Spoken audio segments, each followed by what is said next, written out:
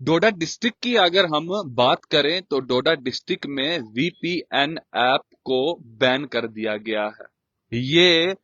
कदम district administration द्वारा उठाया गया है कि वीपीएन इस्तेमाल करने वाले जितने भी लोग हैं वो अपने अपने फोन से, अपने अपने मोबाइल फोन से वीपीएन ऐप को अनइंस्टॉल कर दें। ये इसीलिए इसको बैन कर दिया गया है क्योंकि वीपीएन ऐप से ये एनालाइज किया गया कि वीपीएन ऐप के वजह से कुछ ऐसी गतिविधियां यहाँ पर हमारे डिस्ट्रिक्ट की बात करें या भद्रवा की बात करें या और भी इलाकों की बात करें तो ऐसी गतिविधियों का पता चल रहा था कि जो वीपीएन से की जा रही थी, जिन गतिविधियों से यहाँ का माहौल खराब हो सकता था, यहाँ पर आतंकवादी जो गतिविधियां हैं उनमें भी ऐसा कहा जा रहा है कि उनमें भी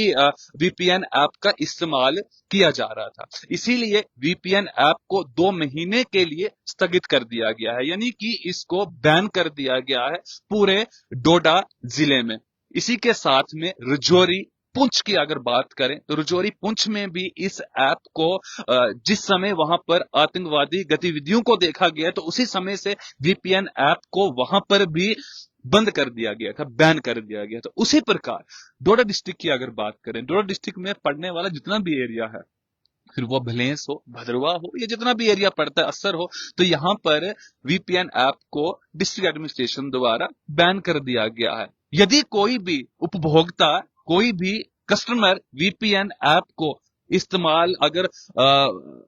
उनको इसके बारे में मालूम पड़ता है, एडमिनिस्ट्रेशन को अगर मालूम पड़ता है कि फला बंदा इस्तेमाल कर रहा है वीपीएन ऐप को, तो उसके ऊपर कड़ी कार्रवाई की जाएगी। क्योंकि यानी कि आप राष्ट्र की जो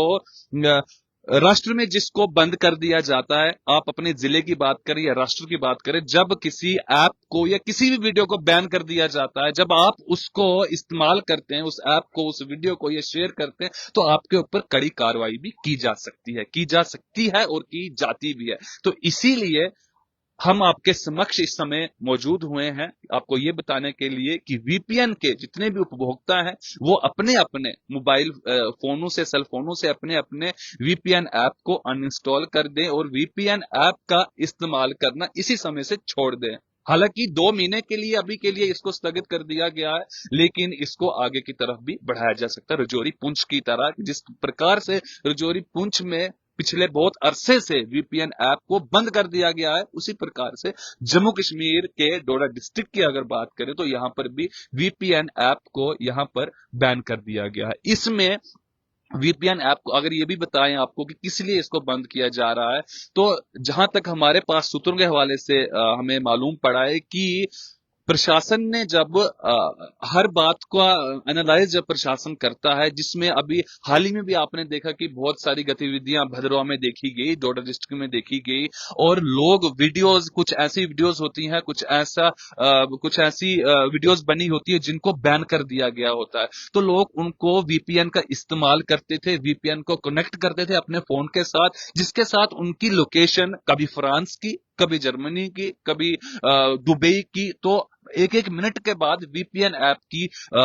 जो लोकेशन है वो चेंज होती रहती है। तो इससे जो हमारा जो गतिविधियां यहाँ पर होती थी, जम्मू कश्मीर की बात करें या पूरे भारत की बात करें, तो वीपीएन ऐप की वजह से बहुत सारी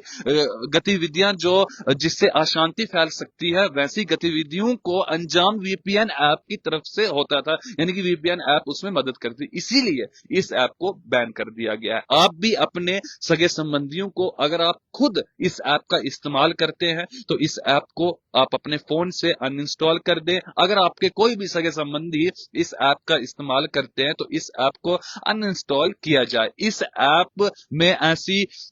ऐसा कंटेंट भी यानी कि जो बंद रहता है, कुछ ऐसी वेबसाइट्स होती हैं जो आपका गूगल, आपका क्रोम, आपकी कोई भी याहू, आप वो कोई भी ब्राउजर आपका है वो उसको नहीं खोलता। कुछ ऐसा कंटेंट, कुछ ऐसी वेबसाइट्स होती हैं जो उसमें नहीं खोली जाती, जो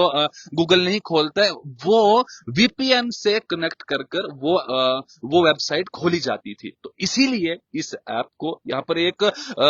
बड़ा कदम उठाया गया है एडमिनिस्ट्रेशन द्वारा कि इस ऐप को बंद कर दिया गया है, जिससे पूरे इलाके में शांति जो है वो बनी रहे, अशांति न फैले। बने रहिए हमारे साथ ऐसी और स्टोरीज के लिए। तब तक के लिए नमस्कार।